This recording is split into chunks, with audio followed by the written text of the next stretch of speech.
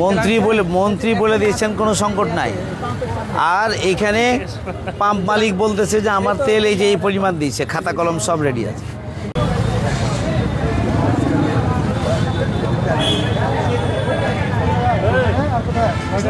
বলছি যে তেল মাপে যেন কম বেশি না হয়, জনগণের উপরে ক্ষুব্ধ হওয়া যাবে না। প্রয়োজনীয় পরিমাণ পেট্রোল ডিজেল না পালে তো মেজাজ খারাপ হবে, এটাই স্বাভাবিক। যে কৃষি কাজের জন্য যেগুলো ব্যাহত না হয়, কৃষি কাজের জন্য যে পেট্রোল বা ডিজেল প্রয়োজন, সেই ডিজেল দিতে হবে। এটা দেওয়ার অ্যানিহা ব্যবস্থা করতে হবে। কোনো লেভেলেই দাম যেন বেশি না হয়, ঠিক আছে? মানে তেল আসবে, সাথে সাথে আপনি তেল দিয়ে দিবেন, শেষ হয়ে গেলে আপনার কাজ শেষ। আপনি কোনোভাবেই তেল রেখে বলবেন না যে তেল নাই বা ডিজেল নাই, এটা যেন না হয়। লাইসেন্স রাস্তায় দেখবে ট্রাফিক, আপনার দায়িত্ব, আপনি তেল দেবেন, লাইসেন্স দেখার দায়িত্ব আপনার। আর এখানে সার্ভিস যত দ্রুত দেয়া যায়, এই জন্য আপনাদের স্টাফ, যেহেতু একই সময়ে সব লোক আসছে, সারাদিন তেল নেই, সন্ধ্যায় যখন আসবে সারাদিনের গ্রাহক একসাথে আসবে, এই জন্য আপনাদেরও বিভিন্ন তেল পাম্পে যদি কর্মচারীর পরিমাণ বাড়ানোর প্রয়োজন হয় বাড়াবেন, যাতে সুন্দর করে কম সময়ে আসার সাথে সাথে তেল ডিজেল পেট্রোল যা দরকার সেটার জন্য তারা নিতে পারে, সেই ব্যাপারে আমরা খেয়াল করি। এখানে আসার পরে কাদের লাইসেন্স আছে আর কার নাই, এই জিনিসটা আমি বলতে একটু এটা কেন আপনারা করছেন?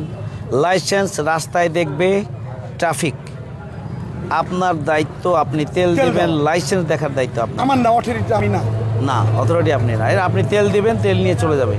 তার লাইসেন্স, ড্রাইভিং লাইসেন্স নাই, রাস্তায় ধরবে, রাস্তায় জিজ্ঞাসাবাদ করবে। তাদের যে ম্যানেজমেন্ট আছে সেই ম্যানেজমেন্টের মাধ্যমে তারা দেখবে। কিন্তু এই ধরনের একটা অভিযোগ আসলো যে তেলের পাম্পে ট্রাফিক থাকছে সার্জেন্ট, এবং যার লাইসেন্স নাই তাকে উল্টা ধরে মামলা দেওয়া হচ্ছে। তো এইটা একটা বিপদের সময়। এখানে না, চাপাই হয়েছে। এখানে যেখানেই আমার কথা হচ্ছে যে এটা একটা ক্রাইসিস, এই ক্রাইসিস মোমেন্টে আবার আর একটা মানে সুযোগ গ্রহণ করা, ঝামেলা তৈরি করা, এটা তো কোনোভাবেই গ্রহণযোগ্য। এটার জন্য না হয় পাশাপাশি কোনো হোন্ডা পরিচালক হোক, হোন্ডা চালক হোক, অথবা অন্য কোনো গ্রাহক হোক, ডিজেল তেল সমান মতো নিয়ে বারবার নিয়ে এটা স্টক করবে, এই সময় স্টক করাটা অপরাধ। এখন তো মানে প্রয়োজনীয় পরিমাণই নাই, এটা স্টক করার কোনো সুযোগ নেই, এটা অপরাধ, এটা ক্রাইম।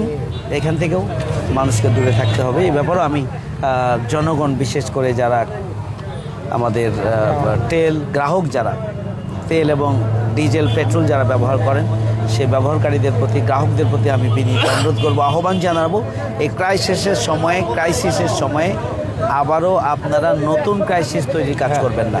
অন্যদিকে মালিকদের প্রতি, আমি পাম্প মালিকদের প্রতি অনুরোধ করব যে এটাকে কোনো সিন্ডিকেটেড বিজনেস যেন না হয়। এটা একটা ক্রাইসিস মোমেন্ট। এই মোমেন্টে আপনাদের সর্বোচ্চ ধৈর্যের সাথে জনগণের বা গ্রাহকদের সেবা করার জন্য, প্রয়োজন পূরণের জন্য আপনারা চেষ্টা করবেন, ঠিক আছে?